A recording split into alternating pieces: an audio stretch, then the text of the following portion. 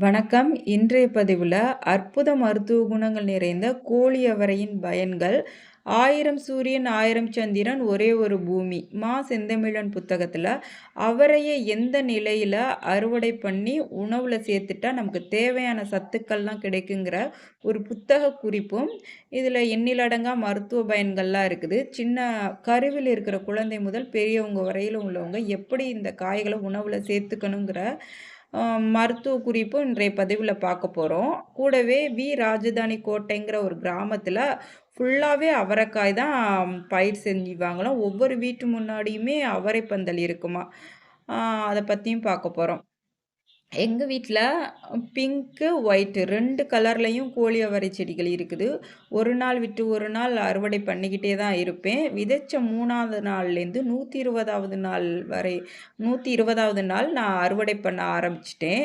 பூச்சி தாக்குதல்னு பார்த்தா அஸ்வினி பூச்சி மட்டும்தான். இதுக்கு நான் சாம்பல் 1 மாதமான சாம்பல மட்டும்தான் இதுக்கு உரமா கொடுத்துக்கிட்டேன். ஏன்னா, அவரை செடிக்கு அதிகமா தண்ணியும் தேவைப்படாது. நான் தண்ணியே குடுக்கல. இது காற்றுல உள்ள தழைச்சத்த தான் உறிஞ்சி வளரும். காய் வளரும்போது முதல்ல சூரியன் நல்லா மேல் நோக்கி தான் வளரும். அப்ப பிஞ்சா இருக்கும். கொஞ்சம் பக்கவாட்டுல சாஞ்சதுலேருந்து நம்ம அறுவடை பண்ண ஆரம்பிச்சிரலாம். ஏன்னா வந்து கீழ நல்லா விதைகள் முற்றிடுச்சு, அந்த காய பயன்படுத்தணும்னா, நெறைய வாயு தொந்தரவுகள் வரும். இதே சின்ன குழந்தைன்னா, சளி பிடிச்சுக்கும்.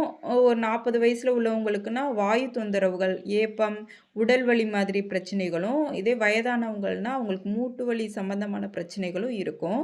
பிஞ்சான காய்கள நம்ம பிஞ்சா உள்ள காய்கள்ல வந்து துவர்ப்பு சுவை இருக்கும். இது வந்து சர்க்கரை நோய் உள்ளவங்களுக்கு நல்ல ஒரு மருந்து மாதிரி தான். தினமும் உணவுல எடுத்துக்கும்போது மலச்சிக்கல் பிரச்சனையும், கூடவே தலை சுற்றல், மயக்கம் இது எல்லாமே சரி பண்ணும்.